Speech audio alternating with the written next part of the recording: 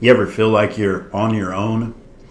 Well, I want you to know today that you don't have to be. When Moses was tending his father-in-law's flocks, he encountered a sight that he'd never seen before. There was a bush that was on fire, but it wasn't burned up.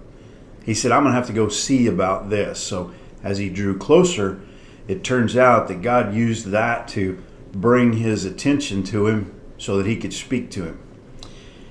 And he said, Draw not nigh hither, put off thy shoes from off thy feet, for the place whereon thou standest is holy ground. Moreover, he said, I am the God of thy father, the God of Abraham, the God of Isaac, and the God of Jacob.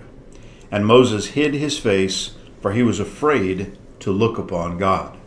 So this was the encounter that Moses is going to have with God. God is going to draw Moses in, then he's going to speak to Moses and give him his revelation and his marching orders.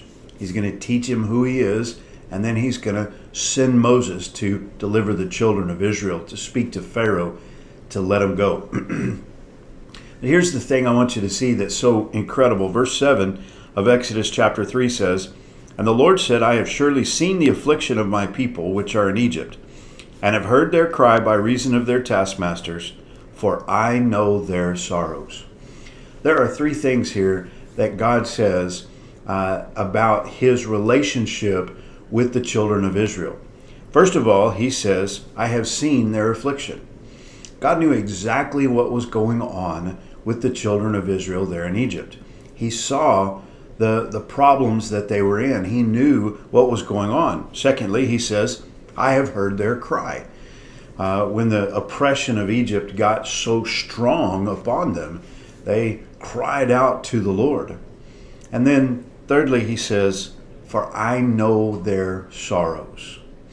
Now, this is very comforting and encouraging to me as I look at this, because what this says is that as far as God is concerned, the children of Israel were not on their own. God saw what was going on, God heard their prayers, and God knew their sorrows. This is a God who loves and cares, a God who is interested in the lives of his people, a God who has a plan to deliver them. Now, he haven't delivered them yet as we read this, but it's coming and it's time.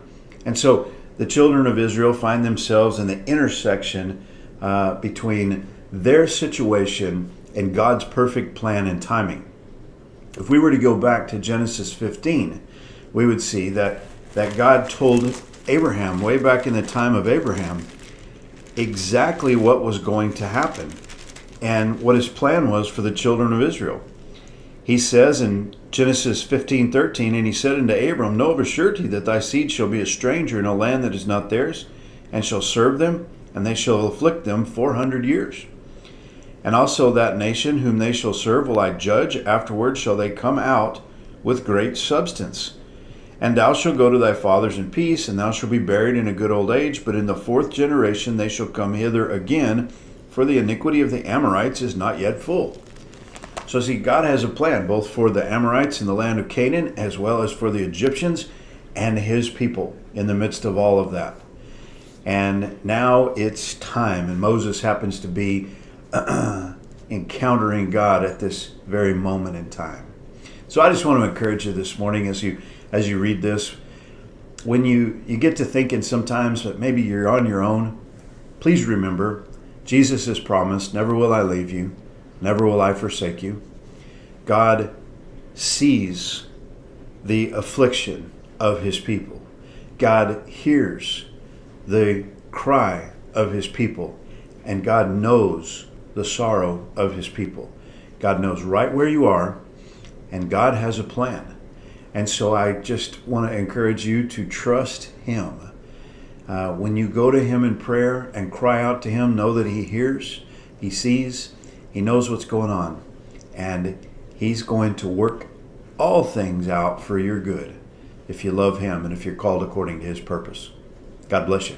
Have a great day.